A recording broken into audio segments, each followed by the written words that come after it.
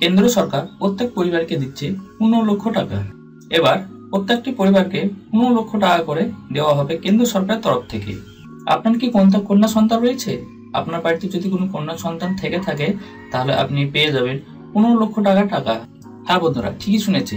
আপনার বাড়িতে যদি কোনো মেয়ে থাকে তাহলে আপনি লটারি লেগে গেছে। তবে আপনার বাড়িতে যদি কোনো মেয়ে কন্যা সন্তান না থাকে তাহলে আপনার এই প্রকল্পের সম্বন্ধে জেনে নেওয়া দরকার, কারণ এই প্রকল্পের সুবিধা সকলেই উপভোগ করতে পারবেন। ভারত সরকারের একটি নতুন প্রকল্পের সূচনা করেছেন, যার মাধ্যমে কন্যা সন্তান থাকলে সেই পরিবারকে দেওয়া হবে 15 লক্ষ টাকা। তবে কম বেশি সকল পরিবারই এই সুবিধা উপভোগ করতে পারবেন। বর্তমান কেন্দ্র সরকার ক্ষমতায় আসার পর থেকে একাধিক কল্যাণমূলক প্রকল্পের মাধ্যমে জনপ্রিয়তা লাভ করেছেন। তিনি বিশেষ করে নারী সমাজের উন্নতির কথা চিন্তা ভাবনা করে কন্যা সন্তান উন্নতির উপর বিশেষ জোর দিয়েছেন। সেই কারণে স্লোগান তুলেছেন বেটি বাঁচাও বেটি পড়াও। তা ভারতীয় কন্যা সন্তান রক্ষার জন্য বিভিন্ন সময় বিভিন্ন প্রকল্প চালু করেছেন কেন্দ্র সরকার। এই প্রকল্পের মুখ্য উদ্দেশ্য হলো কন্যা সন্তান যাতে সমাজের অবহেলিত না হয়, যোগ্য সম্মান নিয়ে বেঁচে থাকতে পারে এবং তাদের সার্বিক উন্নতিতে যাতে কোনো প্রকার আর্থিক বাধা না আসে। সেই কারণে ভারত সরকারের এই বিশেষ প্রকল্প। তাই চলুন বন্ধুরা, আর বেশি দেরি না করে এই প্রকল্পটির সম্পর্কে বিস্তারিত আলোচনা করি। বর্তমানে এই প্রকল্পের বেশ কিছু পরিবর্তন আনা হয়েছে। বেটি বাঁচাও বেটি পড়াও এই স্লোগানকে বাস্তবায়িত করার জন্য ভারত সরকার একাধিক প্রকল্পের সূচনা করেছেন। তবে আজ যে প্রকল্পের কথা উল্লেখ করতে যাচ্ছি সেটা কেন্দ্র সরকারের একটি উল্লেখযোগ্য প্রকল্পের মধ্যে অন্যতম একটি প্রকল্প হলো। এই প্রকল্পের নাম হলো সুকন্যা সমৃদ্ধি যোজনা। এই যোজনার মাধ্যমে আপনারা পেতে পারেন 15 লক্ষ টাকা। যারা এই প্রকল্পের সম্পর্কে পূর্বে জেনেছেন এবং যারা এখনো জানেননি তাদের বলবো আপনারা ভিডিওটি ধৈর্য সহকারে দেখুন, কারণ বর্তমানে এই প্রকল্পে বেশ কিছু পরিবর্তন এনেছে ভারত সরকার। ভারত সরকারের জনপ্রিয় যোজনাগুলির মধ্যে অন্যতম হলো সুকন্যা সমৃদ্ধি যোজনা। এই প্রকল্পের মাধ্যমে আপনার পরিবারের কন্যা সন্তান থাকলে সরকারের পক্ষ থেকে 15 লক্ষ টাকা প্রদান করা হয়ে থাকে। তবে বর্তমানে এই প্রকল্পে বেশ কিছু পরিবর্তন আনা হয়েছে।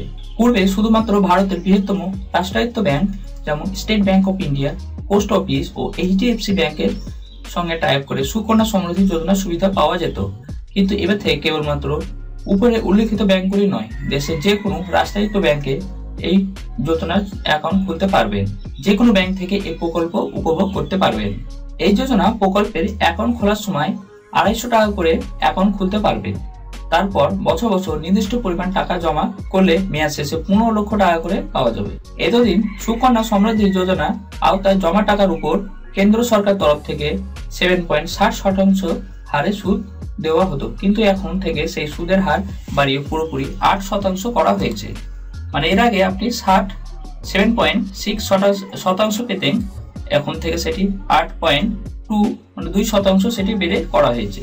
সুকন্যা সমৃদ্ধি যোজনার ব্যাংক অ্যাকাউন্ট খোলার ক্ষেত্রে আপনাকে বেশ কিছু প্রাথমিক শর্ত মেনে চলতে হবে। সুকন্যা সমৃদ্ধি যোজনা অ্যাকাউন্ট খুলতে হলে আপনার কন্যা সন্তানের বয়স হতে হবে 1 বছর থেকে 10 বছরের মধ্যে। অভিভাবকের প্রথম 2 কন্যা সন্তানের নামে একই প্রকল্প সুবিধা পাবেন। তবে প্রথম কন্যা সন্তানের পরবর্তীতে দ্বিতীয়বার যখন কন্যা সন্তান হলে সেক্ষেত্রে 3টি কন্যা সন্তানের জন্য এর সুবিধা পাবেন।